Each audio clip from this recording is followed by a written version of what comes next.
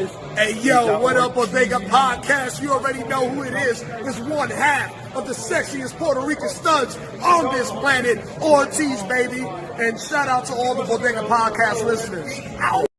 Yo, this is the Lucha Thug, the one-man Lucha gang, El Rey Gordo himself, the King Fat Boy Papo Esco, and y'all rocking with the Urban Wrestling Network.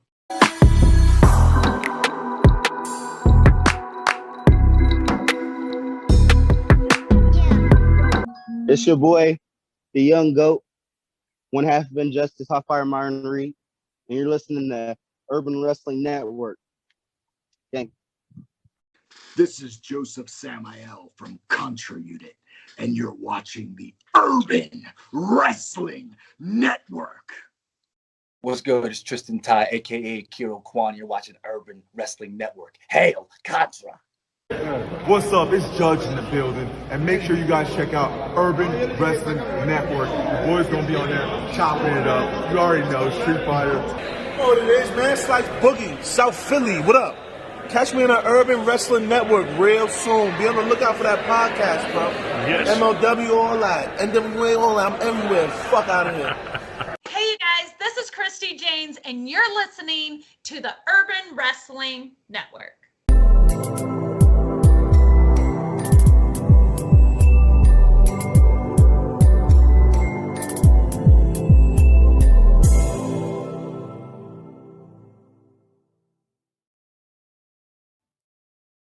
What's really hood, ladies and gentlemen? It's the OG, the one and only, your man Chef, coming at you.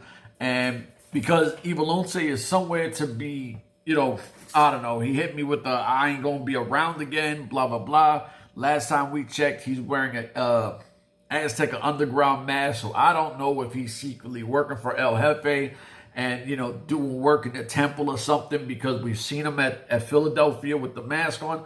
I don't know, but what I will say is if he's going to let me fly solo on these, right, and do my thing, I was going to call it the Contra Unit Podcast to piss him off. Maybe I'll do that next week because I don't think he's going to be here next week neither. But how can we not do a War Chamber report? You know what I'm saying? Like, with all the crazy matches, with all the hype behind, the big main event. Now, I'm going to explain this to you now. This match has changed a few times because it went from Josef Samael, Ikuro Kwon, Jacob Fatu. My fault. I got a lot going on. I'm really trying to rush and get these done and pump them out. And the Black Hand of Contra, Mads Kruger. So you're like, all right, cool. But then it becomes one of the Sentai Death Squad. Now the newest, it's a 5-on-5. It's no longer Josef Samael is in, he's out, from according to the graphic. And it's the both Sentai Death Squad guys part of this match. So it'll be the two Sentai Death Squad guys, Jacob Fatu, Ikuro Kwon, and Mads Kruger, versus what we know still as EJ and Daka, Alexander Hammerstone, your current champion, and Richard Holiday. With the two other people, I have no idea. Except I was like, you know what? How dope would it be? We haven't seen the Von Erichs in a while. They've had issues with Contra Unit. Maybe the Von Erichs come back and they take the two slots, right? And I'm like, oof, that's a tough team for my Contra Unit to beat. You know what I mean? Because EJ's been killing it. Richard Holiday's a little roughed up. We've seen him bandaged up and everything else. So you're like, damn, like, is he an asset or is he a crutch? Because he's pretty beat the fuck up. But if anyone knows Richard Holiday, he bounces back. The rarefied air, there's no one else like him.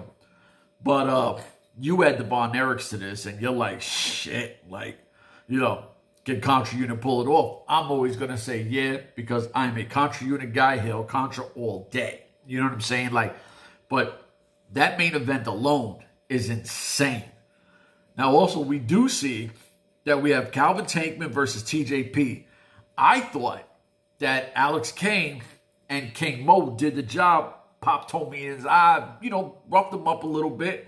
I thought we weren't going to see this. According to MLW, it's Calvin Tankman versus TJP, Opera Cup semifinals. I'm super excited for that. I hope Calvin Tankman comes out on top. And then I hope David Richards comes out on top and we see Calvin Tankman versus David Richards in the finals. I think that'll be an absolute fucking amazing match. But the one that I'm like, oh shit, Los Parks versus 5150 in a Philly street match, right? Now, prior to this, I would say this is right up 5150's alley. You know, you take it to the streets, it's what it is. We just seen Los Parks in the streets, you know, with the Halloween thing, stomping somebody out. They comfortable in the street. You know what I'm saying? So it shows they'll bang out anywhere, anyone, anywhere, it don't matter. And here we are, big 5150 guys. Now, we love Los Parks as well. And I know it sounds like the ultimate contradiction, back and forth twice already. But here, anyone that knows me and Eve Alone say we've been banging out with LAX since Impact Wrestling. We fucked with Santana and Ortiz. We fucked with Slice Boogie, Julius Smokes, and Danny Limelight. Those, you know, they're the peoples. So I am definitely picking them to win. And I think the X factor here is definitely going to be Slice Boogie. Slice Boogie, to me, has the size, strength, athleticism that Los Parks really don't got like him. You know what I'm saying? Like, and Julius Smokes, listen, I just seen him post a video in Harlem when he was wailing. So if anybody's on some real hood street shit and ready to pop off, it's going to be Julius Smokes. And then if Conan is anywhere around, like real shit, Conan is going to lock and sock somebody. You know what I mean? Like, it's not a joke. Also, Homicide versus L.A. Park. Now, that plays into that match as well, because if Homicide could take out L.A. Park, that leaves just the two sons, the Ninos. You know what I'm saying? Like, I personally think 5150 is coming out with those titles, plus everything that Conan does lately.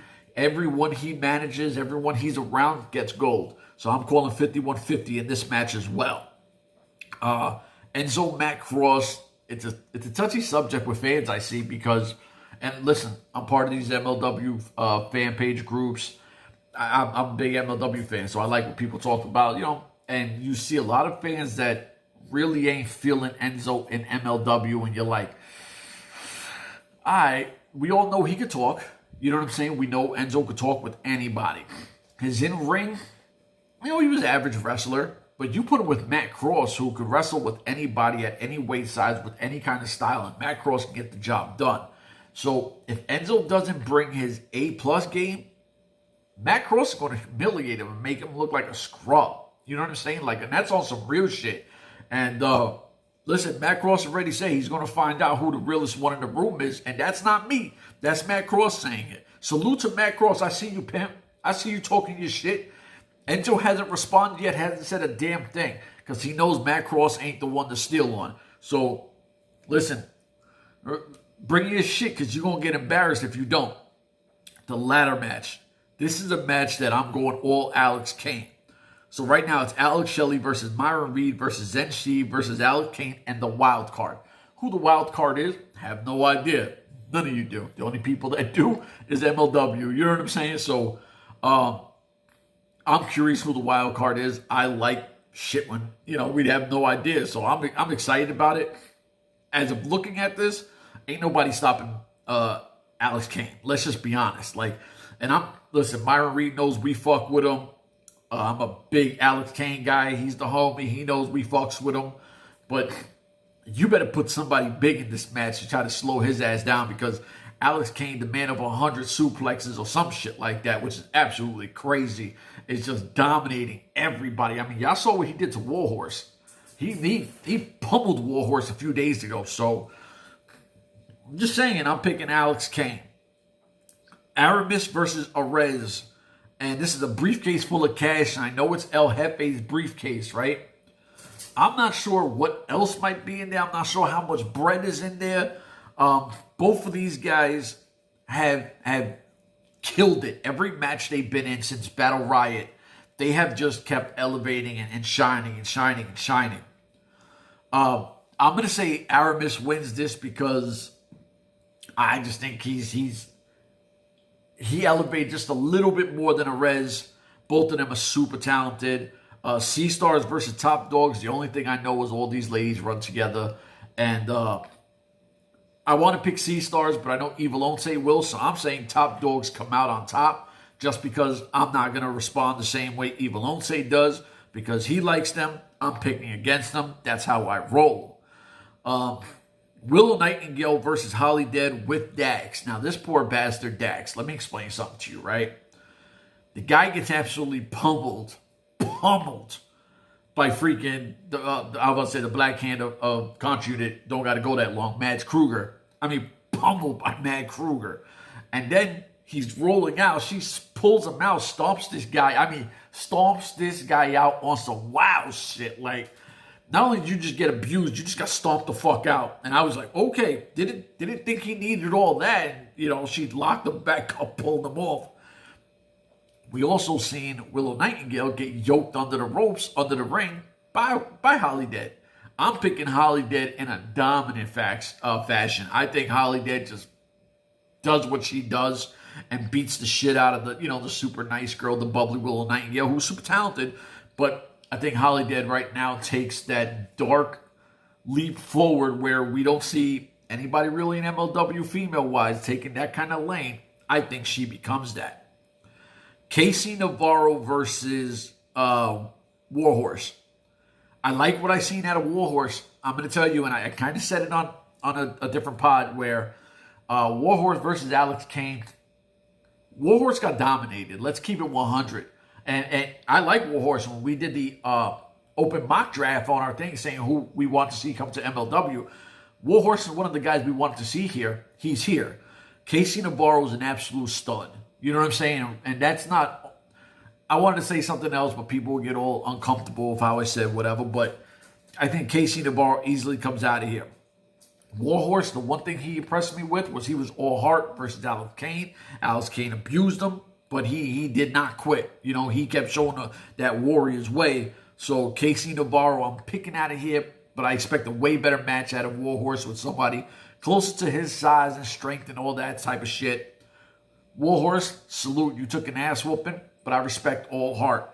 And then we have the debut of Gnarls Gavin. I don't know nothing about Gnarls Gavin. I just keep hearing something about big beef, which is kind of wild. You know what I mean? But I don't know his work, so I'm excited to see what we get out of him. If he dominates, cool. If he has a great showing, even better. Evil Once, I know, is already packing up and getting ready to head to Philly again. And we'll know what's happening, but how we do here is we never do spoilers. We support the talent. We support the staff. We support the fans. We will never rock out with any kind of spoilers because all the work that these men and women put in and the training and the setup, because we support the fucking ring crew too. Real talk, if you've never done ring crew, you don't know how much fucking work that shit really is. So we support everybody from the high ups like Court Bauer all the way down to the ring crew guys, because the ring crew guys, without them, there ain't no fucking show. So salute to everybody involved. No spoilers ever. For myself, y'all already know what time it is, man. Deuces.